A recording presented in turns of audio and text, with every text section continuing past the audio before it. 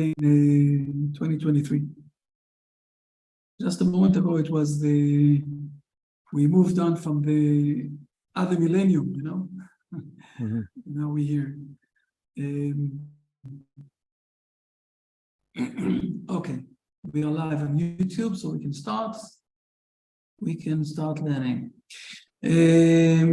Last week we spoke about the manna, right? Basically, what we saw is that Rabbi Yehuda Halevi is working, I would say, similarly to what is happening also in the Exodus book, right? The Exodus book. In the Exodus book, we also saw that miraculously the Hebrew nation is becoming, okay, being created by God. And this is what we spoke about, the miracles of the 10 pledges in Egypt, and also then the sea, what's happening on the sea. And then there is something there inside, suddenly, that is coming before the 10 commandments will come. There are a few things that are coming. One of them, or the first one of them, is the manna, where we see that the nation, the Hebrew nation, is behaving in the way that God expecting them to behave. I'm not speaking about the 2, 3, 4 people that are doing against the laws of God. And even if God is not exactly explaining to Moses, so he's not ordering him to speak with the Hebrew nation, they are behaving in this way.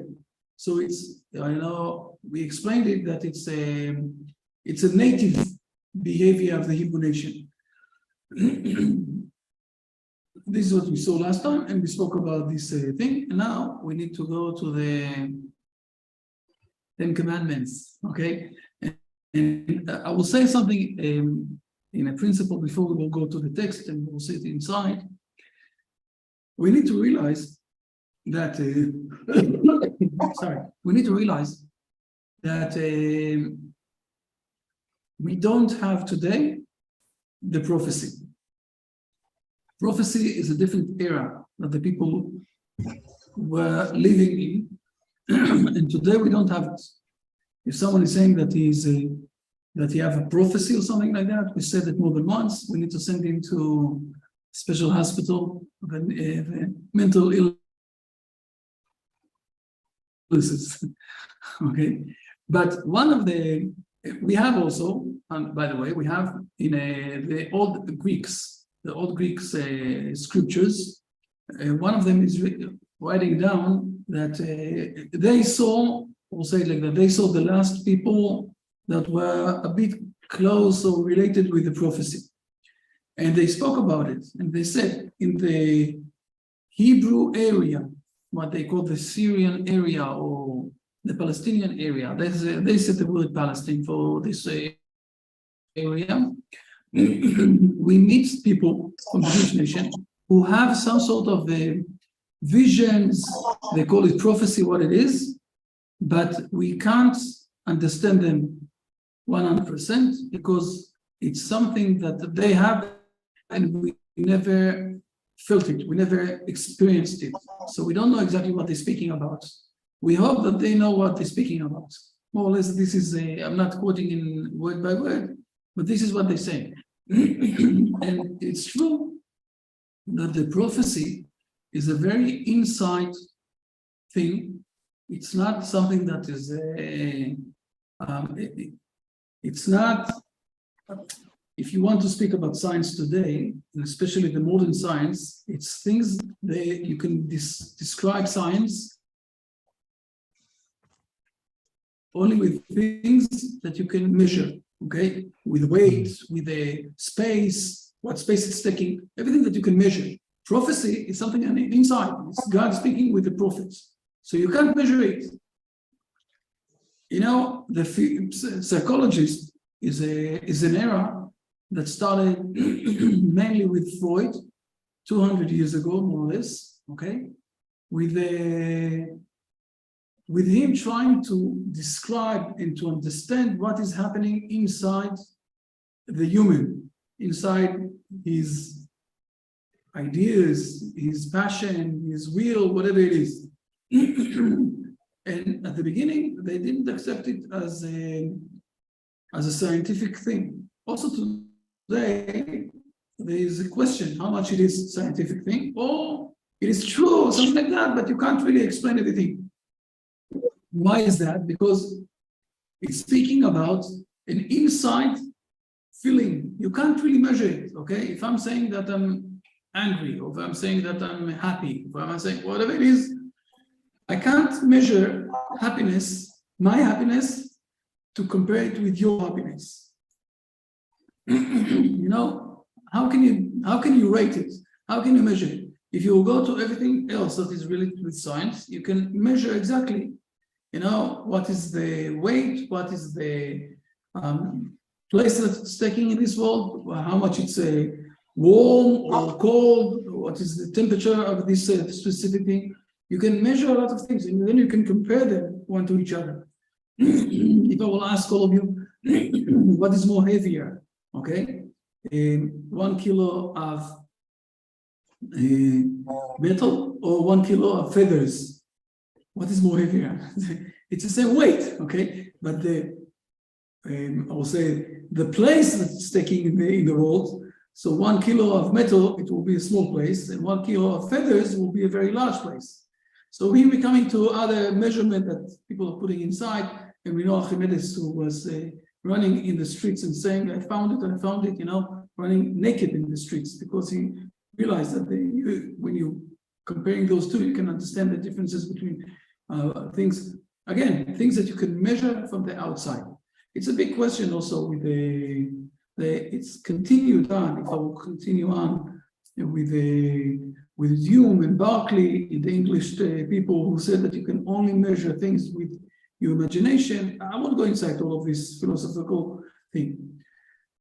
One of the things that we need to say thank you to, to our parents, to our forefathers who went out from Egypt, is that they didn't believe to Moses that God, the Almighty, who created this world, spoke with the human being. Therefore, they demanded him that God will appear in front of all of the people of the Hebrew nation. Why do we need to say for them thank you? And this is one of the Arab philosophers who is saying this, not even the Jewish people at the beginning, okay? Because we have a testament of 600,000 people who said that they spoke with God. No one ever claimed something like that before, by the way, also not after that. Okay. After that, a lot of people said that they are prophets. Some of them were true prophets, some of them were not. But no one ever claimed that the full nation had a discussion with God.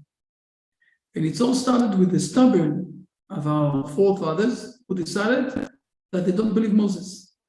When Moses came to them and said to them, God said to me that we are going to be the holy nation that's going to bring the spiritual side of God in this world, they told him, you are crapping us. We don't believe you. We want to speak with God. I'm going to show this to you in a moment inside the scripture, okay? And then what God said, he said to them, to Moses, he said, fair enough. They're asking a good question. I agree with them, with the Hebrew nation, with the Hebrew people, and I'm going to do that. I'm going to speak with all of the Hebrew people, with all of the nations. So it's 600,000 people, boys between the ages of 20 to 60, but there were more older than that, younger than that, also the women, also the kids, everybody else. Speaking about an exposure of God who created this world to more than 2 million people. Okay, it was never before, it was never after. You don't need to have this anymore, because if there are 2, 10, 12, 15, 20 people who claim that they had passed something, this is something that you can decide to invent, you can decide to lie, whatever it is. But you can't do, I will say, something with so many people and say that all of them are lying. 600,000 people, you can't say that they are lying. Instead of one of them, two of them. But if all of this generation said, this is what we passed, this is what we saw, this is what we had, okay? So it's something else. So I want to show 2 or 3 things. I'm sharing the screen for a moment. Let's jump.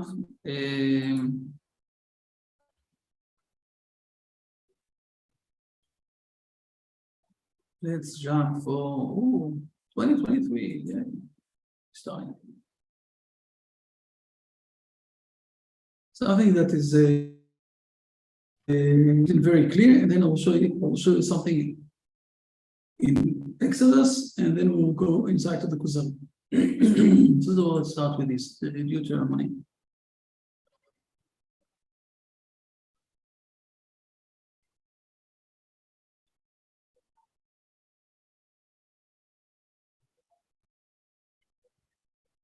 I'm in Deuteronomy chapter 4, okay? It's a very important chapter, so you need to learn.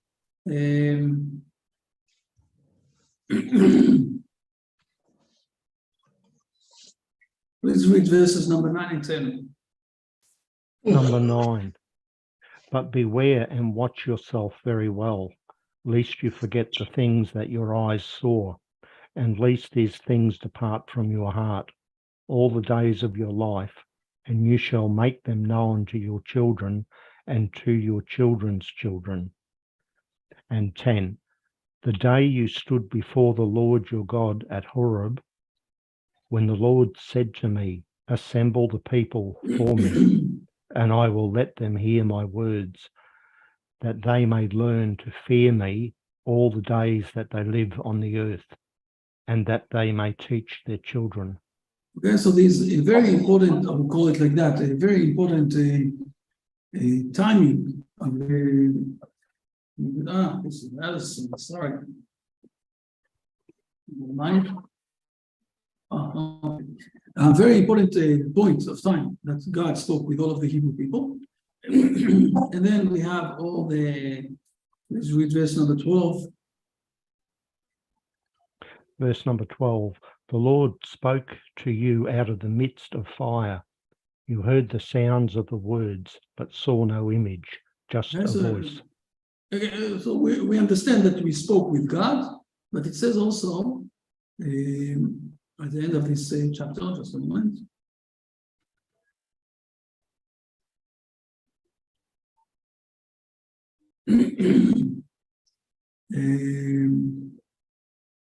I think 32 and 33, please. This will be enough. 32. Well, ask now regarding the early days that were before you, since to the day that God created man upon the earth, and from one end of the heavens to the other end of the heavens, whether there was anything like this great thing, or was the likes of it heard. 33. Did ever a people hear God's voice speaking out of the midst of the fire as you have heard and live? So this is something that never happened. Never anyone thought even to do that. I will give an example, okay? Let's say, for example, Brian, that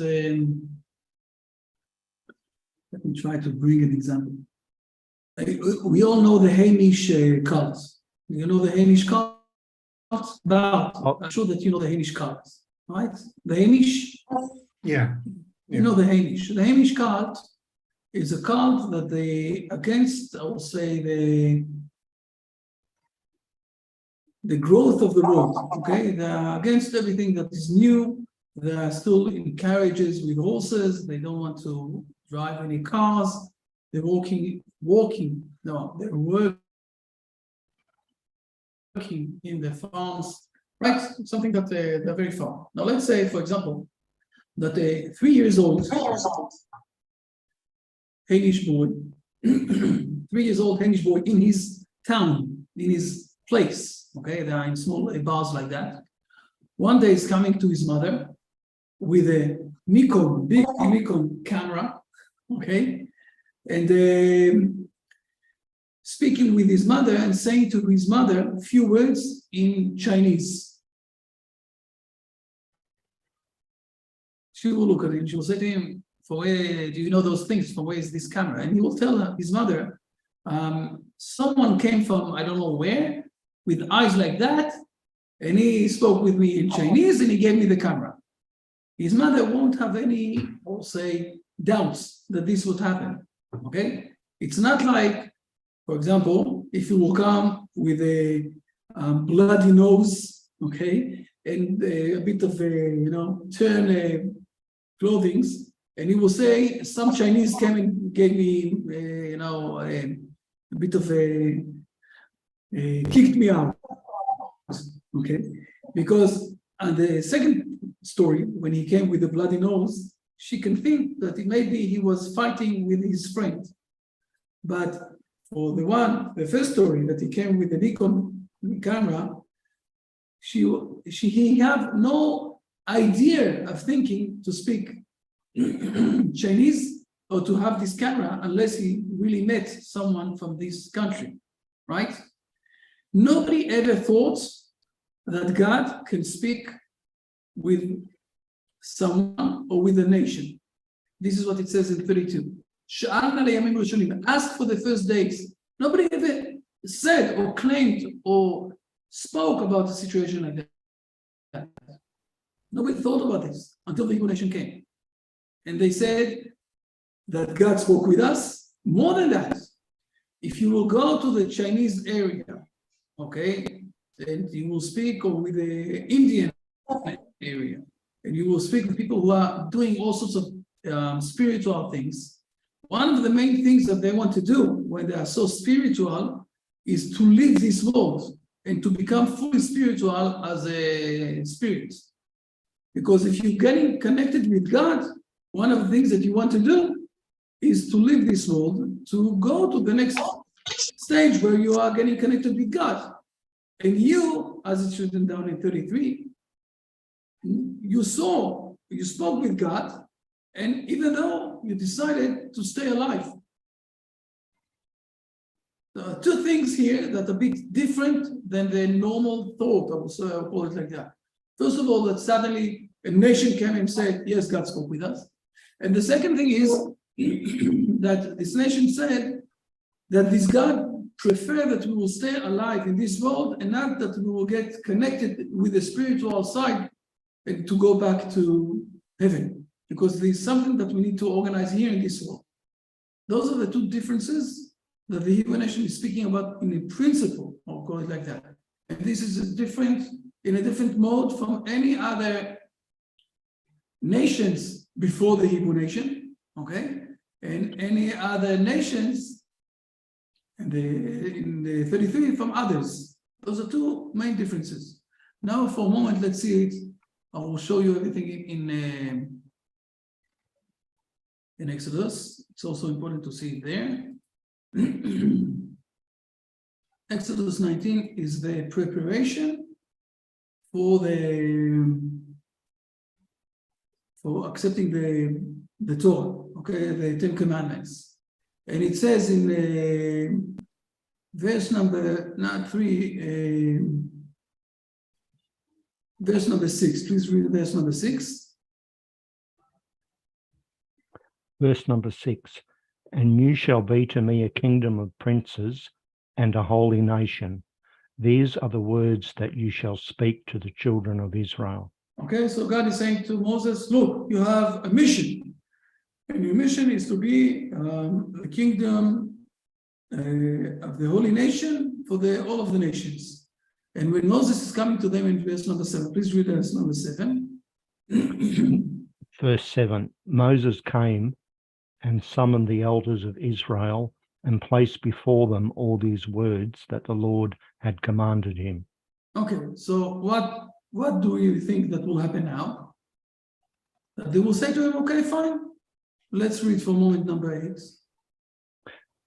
Verse 8, and all the people replied in unison and said, all that the Lord has spoken, we shall do.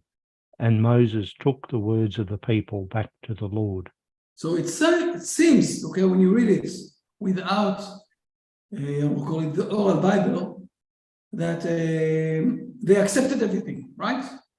Right, Bart? They say, Yeah. okay, what God is saying, we will do. They're accepting everything. If it's so please explain to me. Let's read verse number 9, and please explain to me what's happening in verse number 9.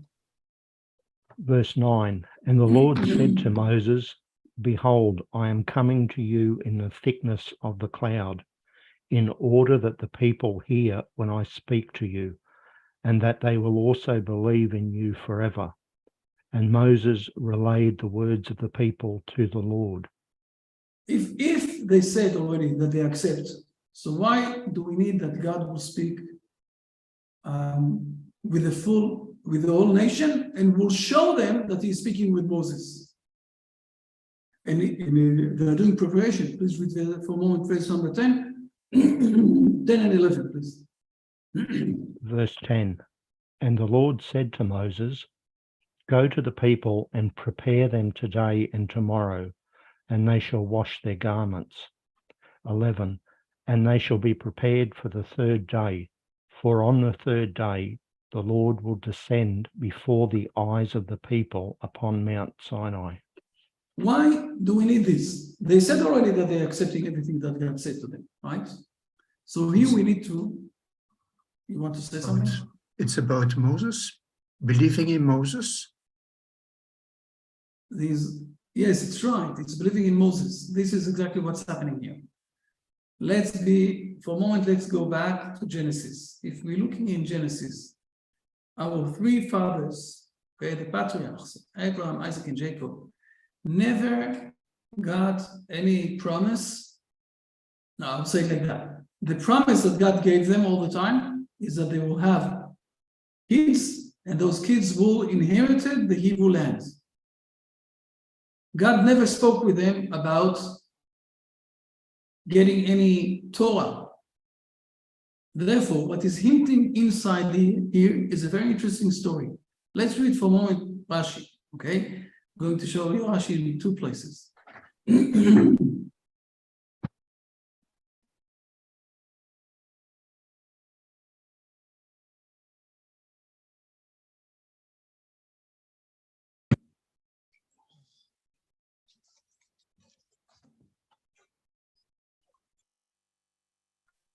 And Moses relayed the words of the people to the Lord, to God. Okay, please read this.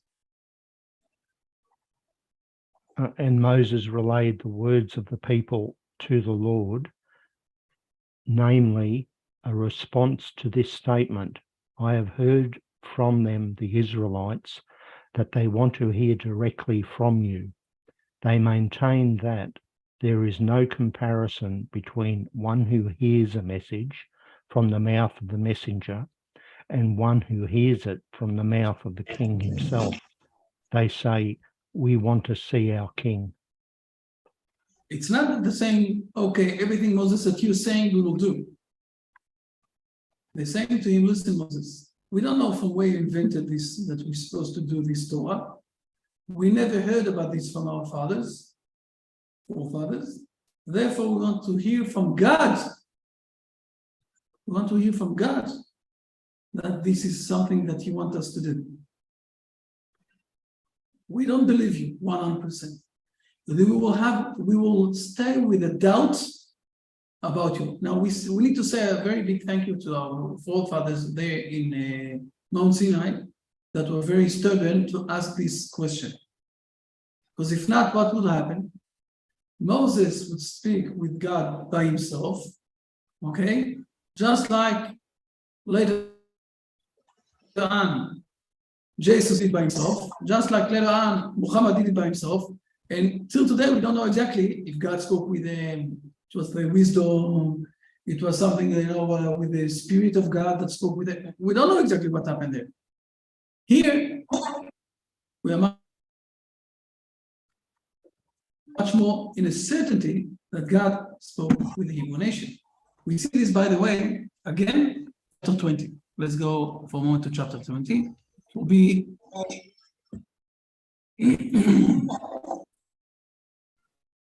chapter 20, after God is giving us the 10 commandments. It says like that.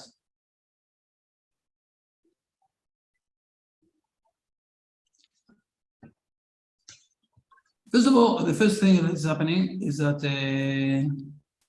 when they saw, please read verse number 15. I can't see it, Rabbi.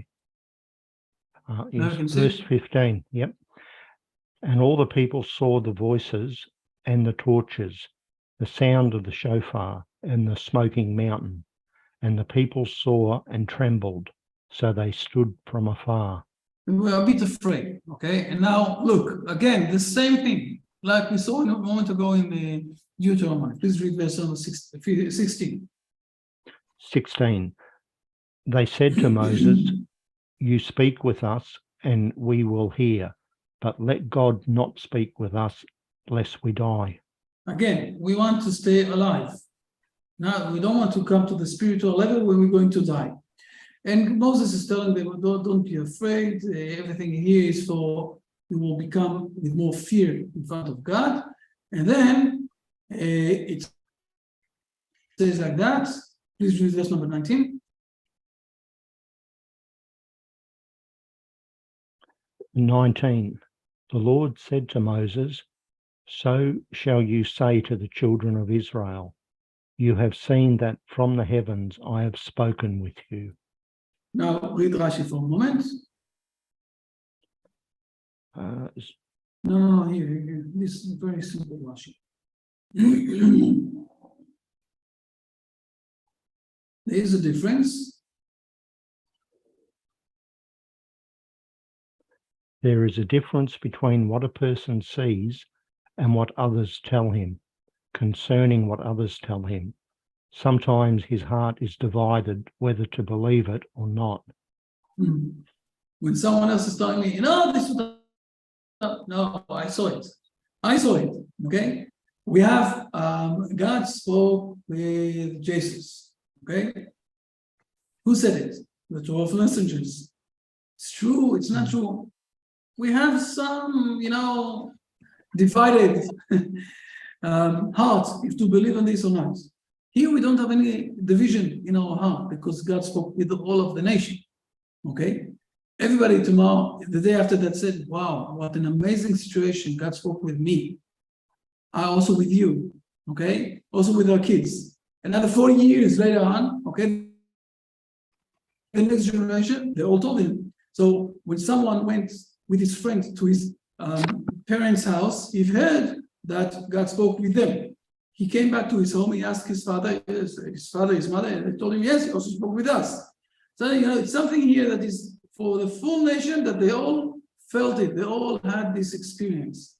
And this is the difference, I will say, of the 10 Commandments and the rest of as a beginning of this nation, okay, and the connection that we have with this to obey to the words of God, and what's happening with the rest of the world. Now, Rabbi Levi is going to speak about this in the Kuzari, in the book Kuzari book, to realize, to understand what is the meaning of these 10 commandments. It's a long paragraph. We need to read it. Let's open the Kuzari for a moment. Do you all have it? Do you have it already in the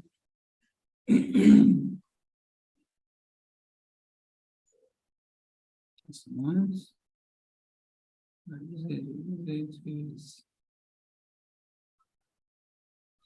Let's hope it will. You still see the yes.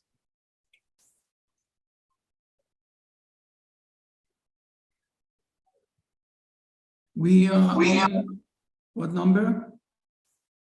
I think we just finished 86, Rabbi. It's reasonable.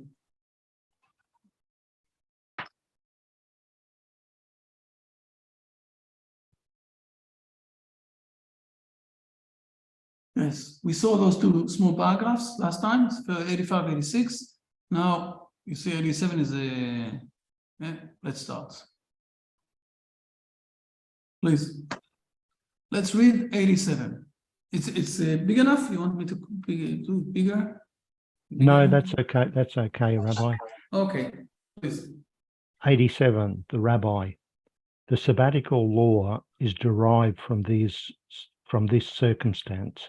as well as from the creation of the world in 6 days. Also from another matter to be discussed later on. Although the people believed in the message of Moses, they retained, even after the performance of the miracles, some doubt as to whether God really spoke to mortals and whether the law was not of human origin. And only later on, supported by divine inspiration, they could not associate speech with a divine being, since it is something tangible. God, however, desired to remove this doubt and commanded them to prepare themselves morally as well as physically, enjoining them to keep aloof from their wives and to be ready to hear the words of God. The people prepared and became fitted to receive the divine afflatus and even to hear publicly the words of God. This came to pass 3 days later, being introduced by overwhelming phenomena, lightning, thunder, earthquakes, and fire, which surrounded Mount Sinai. The fire remained visible on the mount 40 days. They also saw Moses enter it and emerge from it. They distinctly heard the 10 Commandments, which represent the very essence of the law. One of them is the ordination of Sabbath, a law which had previously been connected with the gift of the manna.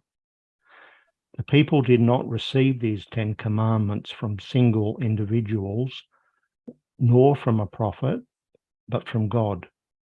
Only they did not possess the strength of Moses to bear the grandeur of the scene.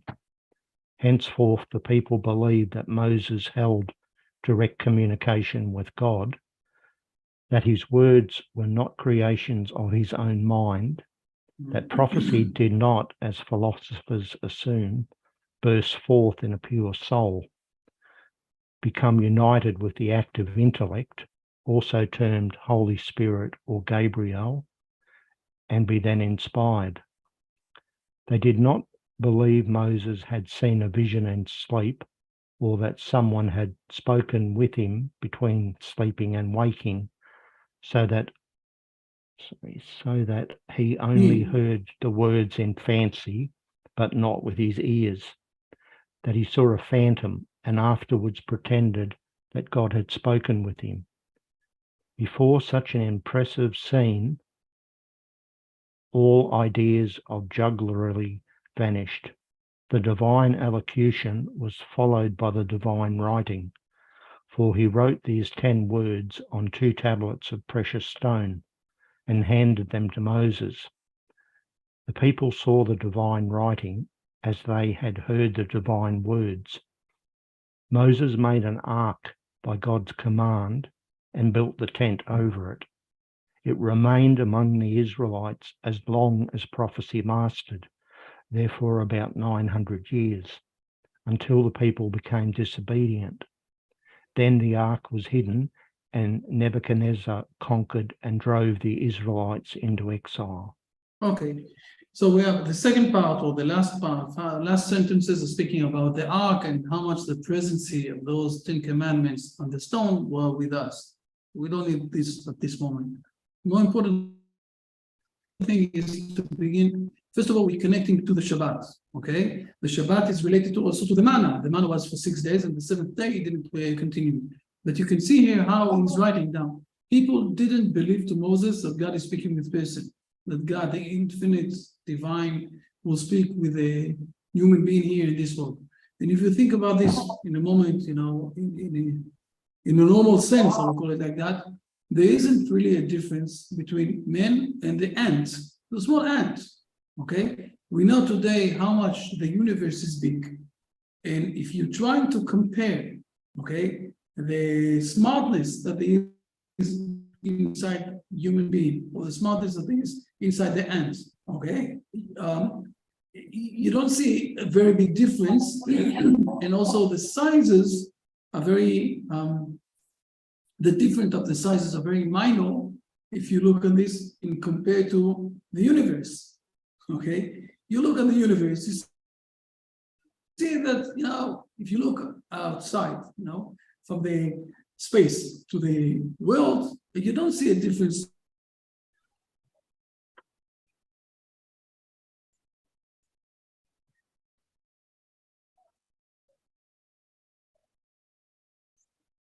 Outside there. So they didn't believe that God really wants to speak with a human being. But God is doing it, that He's speaking with a human being. And this is why they demanded Moses that God will speak with him, not only with Moses. And one of the most important things that are hidden inside this part is that they didn't believe in Moses because of the miracles that he did. This is not a reason to believe in someone. Miracles, maybe you have some sort of powers. Maybe God is helping you to change a bit of the nature. Maybe you're doing all sorts of tricks inside of us. I know to do some tricks on the cars. Usually I'm doing this to kids, and teenagers, and they are very excited. How exactly are you doing it? I'm an alien. We're all laughing. I'm saying to them, you can't believe because of the tricks or the things that Moses did. This is not the reason. They really had a question. Is it true that the one who created this world will speak with the human being? And maybe all the things that you did were only tricks or only things that, that we don't know how to explain them. I can tell you secretly, okay, that part of our sages, especially the Kabbalic sages, in the 14th and 15th century, used some electricity. There was no electricity in this world, but they knew already about the electricity, and they used it to have lights at night. But it was considered that they're doing magics. You know that in those days, if someone was being blamed to do magics, they will burn him, in the fire because he is a witch, or the women witch and the men, I don't know exactly the name. But we know that they were using those things already in those days. So maybe Moses knows things or using things that later on the science will bring us. Who said that Moses is so big? We want to see, we want to speak with God. We want to see, to have a proof that it's a true thing. Who is also saying this in a very clear words? Also the Maimonides. Okay, he's also writing it down in his book that the Hebrew nation didn't believe in Moses because of the miracles that he did. They believed in Moses because God said that he's going to speak with the Hebrew nation in a prophecy way, so they will believe in Moses forever. Now, the words that he believed in Moses forever is hiding behind this understanding that the Bible and the commandments, the 613 commandments to the Hebrew nation will never change until the Messiah will come, until there will be no wars in this world. Therefore, the Hebrew nation, along history, were not, or call it like that, they were not, they didn't feel so amazed from people who said that you can take down the mitzvot, you can not do them. This is what is written down here. You can see this again. Okay, they retrained. Okay, even after the performance of the miracles, some doubt as whatever God really spoke with mortals. Okay, and the laws of the human religion. They were not clear with this. It wasn't clear with them. So they said to Moses, "We will listen to what God is to us, not to what you're saying to us." This is what's written down there in the verses that we read before. We will listen good to what God is have to say to us. Now think about this for a moment also. Let's speak about the story of Moses, so it will be also reasonable in the logic case. Moses was brought up, okay, in where exactly was his home? Do you remember where was his home? Where he was grown up. In Moses. In Egypt. where in Egypt? He was as a child with his mother. In the palace, right? Later on, because Yes. the princess entrusted Moses to his mother. She brought his mother to the palace. Okay. Okay, so he was grown up in the palace until the age of 20, when he killed the Egyptian, and then he ran away, and he was grown up by Jethro, right? And he came back when he was 80 years old. He came back to the Hebrew people and he said to them, "This is it. It's a time to go out from Egypt." They looked at him and they said to him, "We remember you. Okay, Aaron is your brother. We remember that. But who are you today? Who are you? You are a Median person. You're a Jewish person. You're a Pharaoh. You're an Egyptian person. Who are you? Who are you exactly?" And when Moses said to them that God gave him a prophecy, they said to themselves, "What exactly is the prophecy?" The prophecy is going to Israel. This is the main thing that we know from Genesis. We need to go back to Israel. Suddenly Moses is bringing them to the desert and saying to them, "No, we're going to get some sort of a Torah, okay, something that from God that is going to teach us how to behave." And what basically they said to him, "Those are things that you got from Jethro, not from our forefather. For 80 years you were there, not with us. We never heard that we need to get the Torah." So they didn't believe Moses. And they said to him, "We want to speak with God." Starting to realize what's happening here. It's not the usual way how till today was described. If you're looking at this or you're trying to learn it in a simple way, but this is what is written down here. It's not me. Okay, Rabbi Yehuda Levi is explaining here in a very logic way. We need to realize what really happened here. And we need to say thank you to our forefather who pressured God, pushed God, that he will appear in front of all of the nation. The way everybody suddenly saw overwhelming phenomena, lightning, thunder, earthquake, and fire, okay? And they heard in Mount Sinai that God is speaking with men. Something that could happen. And when God said to them in the fourth commandment, keep the Shabbat, they said to them, it's reasonable. This is what happened to us in the manna also. That Shabbat, it's not, we don't have in Shabbat the manna, but we have it on Friday twice. So this thing here is being built up, step by step. We saw in the beginning that everything is starting not with Abraham. The Hebrew nation is not starting with Abraham, but it's starting with the 10 pledges and everything that's happening in Egypt. Then we saw that it's also normal behavior of the Hebrew nation that is related with the words of God. And now we're starting to realize how much they are very, how we call it, in a normal behavior, demanding to speak with God, and he's exposing himself in front of all of the nation, and then we can continue on to the next stage, I will call it like that they will keep up the commandments of God. Everything is clear? I hope that everything is clear. I spoke for too long, too much.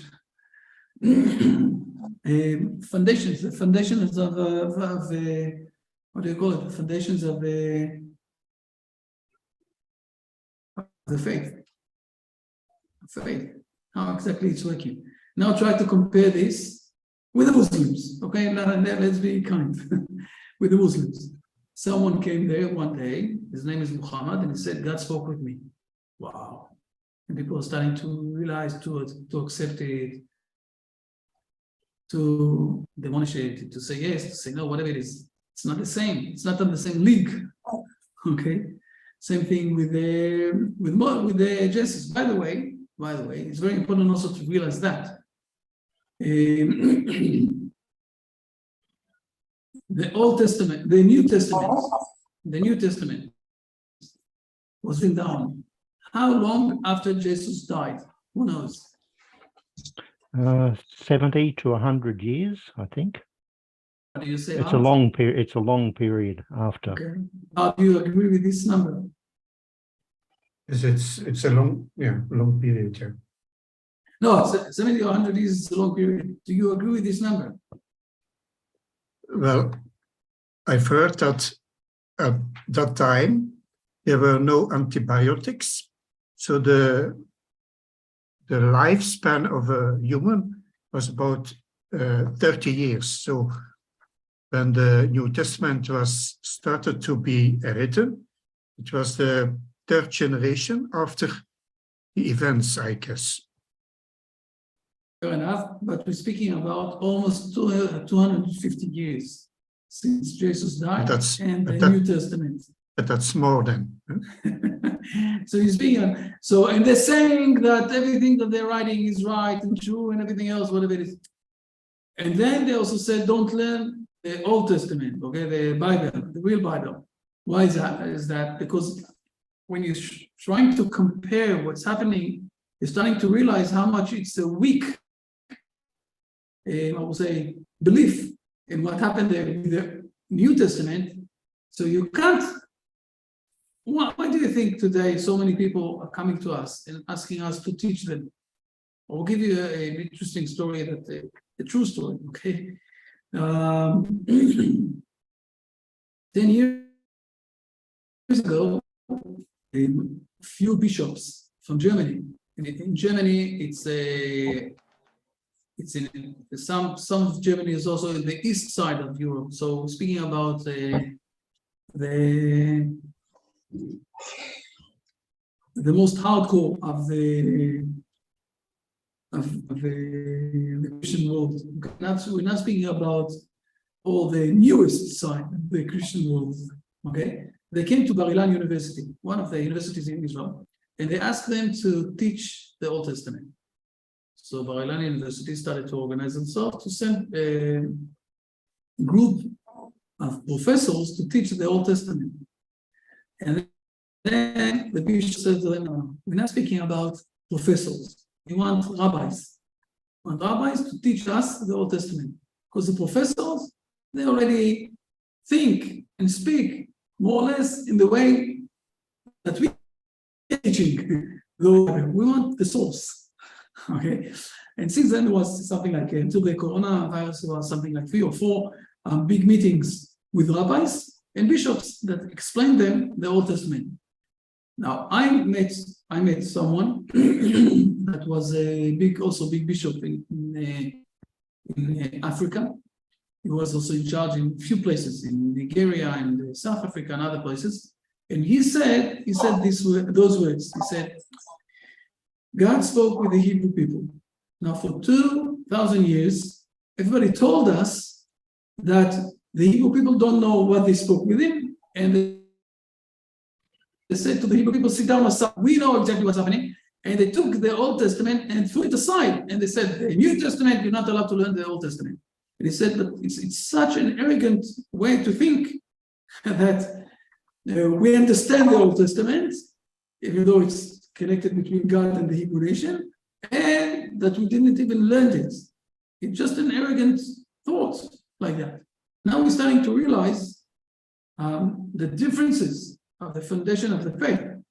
Now, those things, it's very amazing to think that Abraham taught those things even before they started. But we're starting to understand what is God, his appearance in this world, what is prophecy, how it's working, how it's really working, and what are the things that maybe brought the world to a better stage. I'm not saying, don't ever say, or don't ever think that what I'm saying here is, demolishing the Christian world, that it's nothing. No, the Christian world gave some sort of another stage to this world, or another better stage to this world. Also, just by bringing the understanding of the Messiah, of who is God, whatever it is, all those things also to bring to this world, it's important.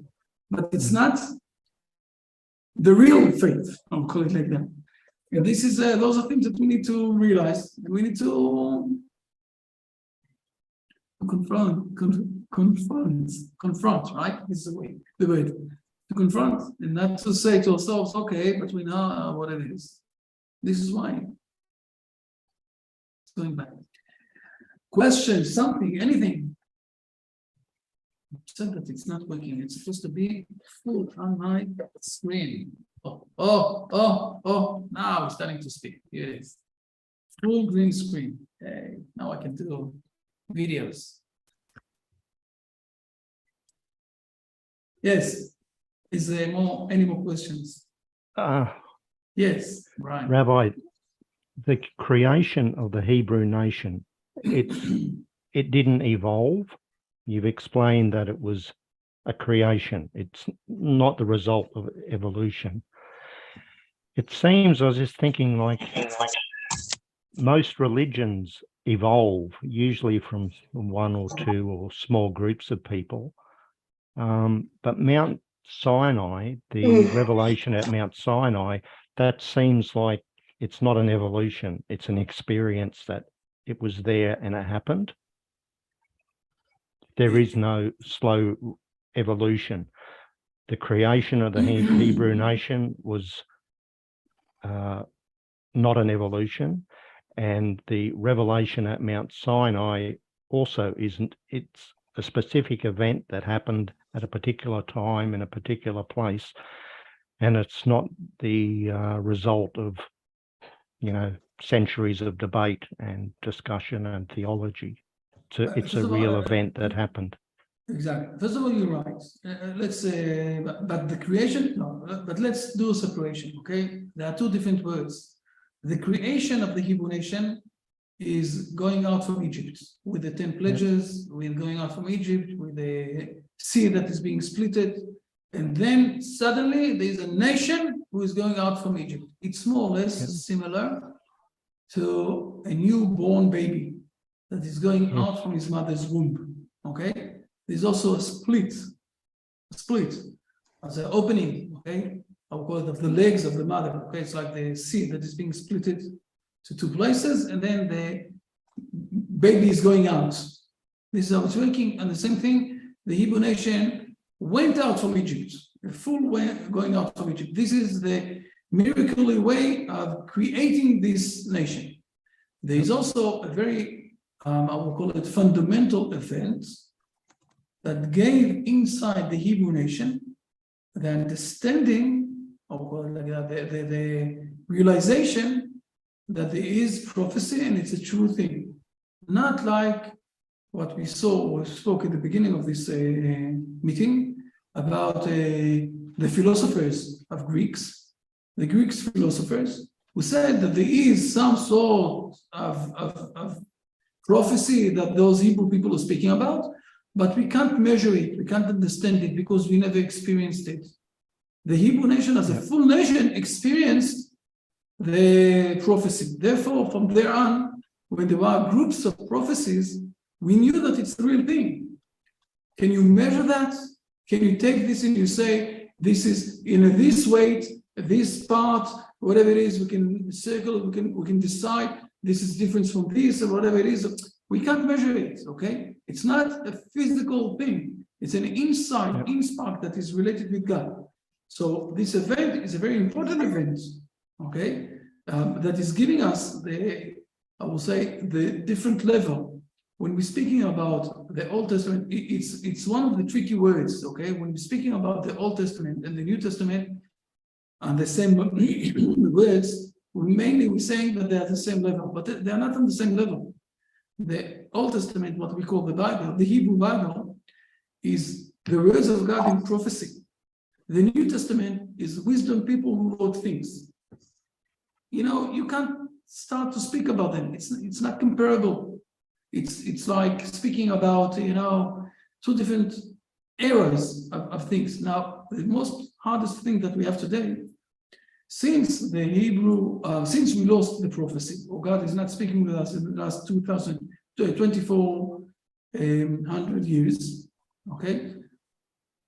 So we don't know to explain in words what exactly is a prophecy? So we're a bit in darkness, I will call it like that. So this is the situation of today. It doesn't say that prophecy wasn't here. How do I know that prophecy was here? If I will ask all of us, how do we know that in the Second World War, doesn't go to this question, it's the same question.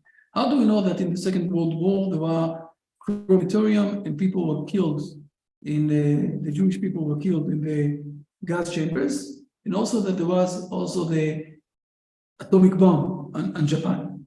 How do we know that? So you will tell me pictures. We all know today that you can do a Photoshop pictures, and that's the way to see it, right? The way or the understanding that we know that those things happened is because of the fear of the world against someone that will have a nuclear bomb without any, that he is a nut person, I'll call it like that, okay? Or that the humanity today is afraid from nuclear bomb. Why? Because it's something that happens. And the same thing. How do we know that there was prophecy? Because it stopped. Because it stopped, and we know that all of the world is speaking about this, that something happened there before. So there is I will call it a prophecy. There is something like that. Fair enough. Now let's start speak. Let's start to speak and to understand what it is. So the prophecy was, but today we don't have it. So it's for us, it's a bit, of a question mark, exactly what it was, how it was, whatever it is. The Hebrew nation have a tradition for almost 1,200 years of prophecies. Okay. Yeah. Something else, different era. In the days of the Bible, the Hebrew Bible, we don't see that the prophets ever speaks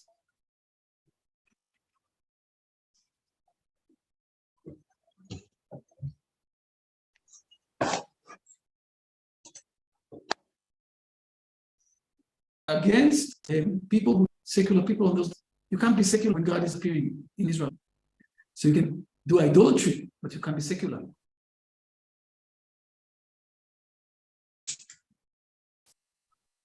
So again, if I'll conclude your question, okay? The creation of the Hebrew nation was the going out from Egypt. A very important event that is showing us that the words of God in the Bible, the Hebrew Bible, in a different era than the words of every other wisdom that we have in this world, is the event of the Ten Commandments of Mount Sinai. And this bringing us to a different level, how we're learning the Hebrew Bible.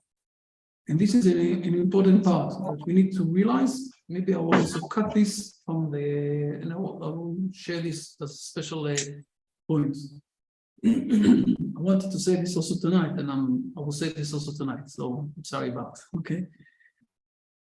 If we realizing that the words of the Hebrew Bible are the words of God, therefore, if something is not understandable enough, we don't understand the words, we are not in the stage to understand those words. The words are right. The words are perfect, true words. We are not in the level to understand those words. So we need to work harder to understand them. If it's only a wisdom of people, of humanity, so if you don't understand those words, maybe the one who wrote them was a dumb person who said that we are less smart than him. If there is contradiction between things that he's writing and the society of today, his words will be demolished. Okay? But if those are the words of God, so if we don't understand, we need to work harder. So we're going.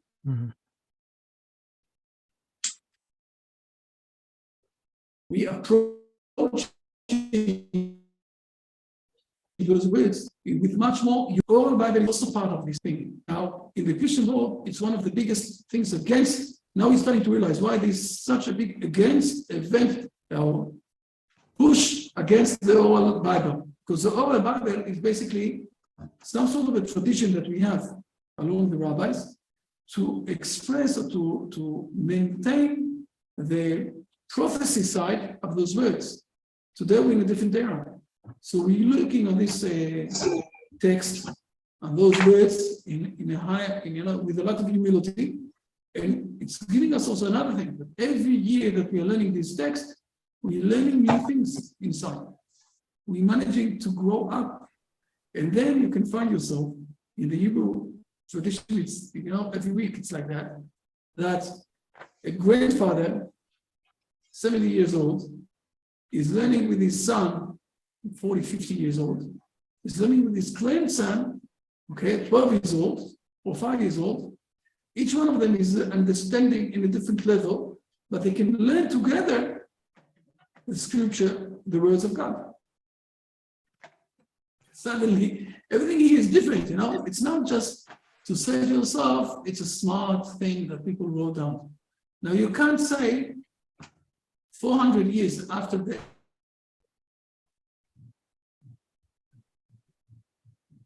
Sorry. Almost, it was 850 years, okay? After the prophecy stopped in this world, to say that the New Testament is also prophecy. It's not.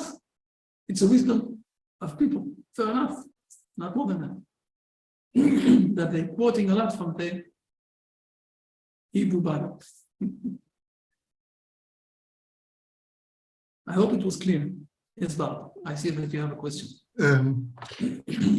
Can we consider the events in the Bible, the events in Egypt, as a model for the ultimate redemption in the last days? Yes and no. Yes and no. Because one of the problems of what happened in Egypt is that God, we need to realize, I think I said it in one of the videos that I sent lately. God have two main appearances in this world. One is through the prophecy or through men, okay? He's giving us commandments and it's connected with our own will to do this or not to do this. And the other one is through the laws of nature, where it's not connected to our will, but the laws of nature are very strict and very exact. Those are two appearances of God. Fair enough? Fair enough. What happened in Egypt? God broke, he demolished, he ruled over all of the laws of nature to take out the Hebrew nation, right? So the nature is very upset. They want to be part of the redemption, and they're not. Okay? So God said to us, and it's written down in the Bible, if you want I can show you in Isaiah exactly, that in the days of redemption, God will do everything in the redemption in a natural way. So also the nature will be part of the redemption. So now let's go for a moment to the 6 days war, where the Hebrew nation conquered the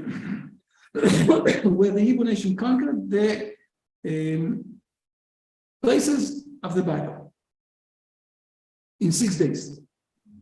Now, first of all, it was a very fast war, 6 days only, okay? And it was with a lot of miracles inside. On the other side, all the miracles were in a natural way. So you see that the the nature is part of the redemption. Look, what happened in Egypt. We, as a nation, came from one place, from Egypt, yes, to the Hebrew land, right? Now, nowadays, it happened also in 40 years because of the punishment, whatever it is. Now we're speaking about coming from more than 200 countries all over the world in more than 120 years, and we didn't finish it. So again, it's using also the nature environment to do this in a normal way. You know that in the beginning of the last century, 100 years ago, the airplanes only started. I think that another 2 years or 3 years, we will speak about 100 years for the airplanes of the Bright, the Bright brothers. But before that, there was suddenly big boats. So one of our rabbis wrote down in one place of the world that, do you know why we have such big boats? To bring the Hebrew nation back to the homeland in a natural way. Since then, we have people are coming to the Hebrew land through boats and through airplanes. It's a natural way. Okay? So in this redemption, the nature is part of the redemption. On the other side, it's very miraculously. Think about this. Do you know any other nation of this world who was in an exile for 2,000 years and came back to the homeland, restored back their language, okay, and reunited to a strong nation? There isn't any other example for that in this world, but it's giving hope to the whole world. Why is that? If a nation managed to redeem itself, okay, so also the world will be able. It's not only in a level of personality, one person, okay. So it's giving a lot of hope to the world.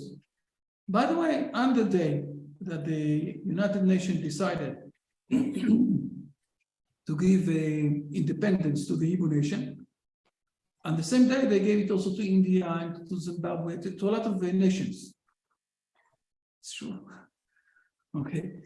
Now, the most funniest thing is to say to us today, and this is what happened yesterday in the United Nations, say to us today that we came back to Jerusalem, we conquered it from the Palestinians. It's not a foreign place, it's our place. You know, Belgium also conquered the main country. Canberra, Brian, also was conquered. You can't say something like that. Okay, the Hebrew people just came back to the homeland. You can say whatever you want. It's nonsense. We don't need to be amazed from those lies that people are saying to us. Fair enough. Okay, so you understand the difference. There is a difference between the Egyptian redemption that it wasn't the nature side. Now the nature is also part of the redemption. So can we then conclude that every event we experience today, like for instance the war in Ukraine, is part of a plan leading to the ultimate redemption? Every big event that is related with as much people that there is in this world, it is part of the plan of God for the continuous of the side of the redemption. It's true. And we part of the helping it also to become. It's not easy. This is why we prefer to stay alive, not to die, because here we're doing something. We are all part of it. The question is how much we are working hard for this part, or we're just saying to ourselves, okay, it will happen also without us. Exactly.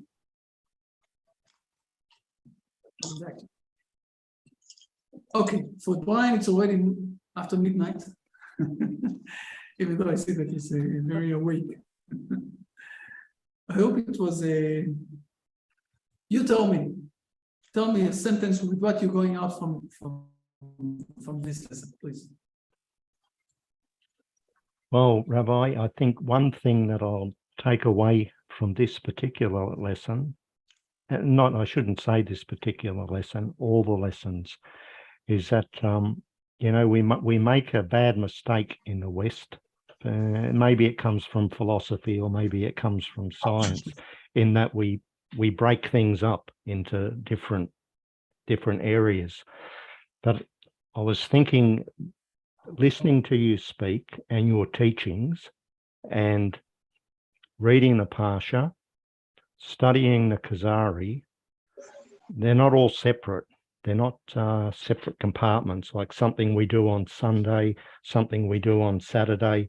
They all interact. They all join. Okay, you're more than right. We call this just a moment. We call this the unity of God. And the unity of God and the unity of life. Life is much more complicated and full than just saying to ourselves, this part.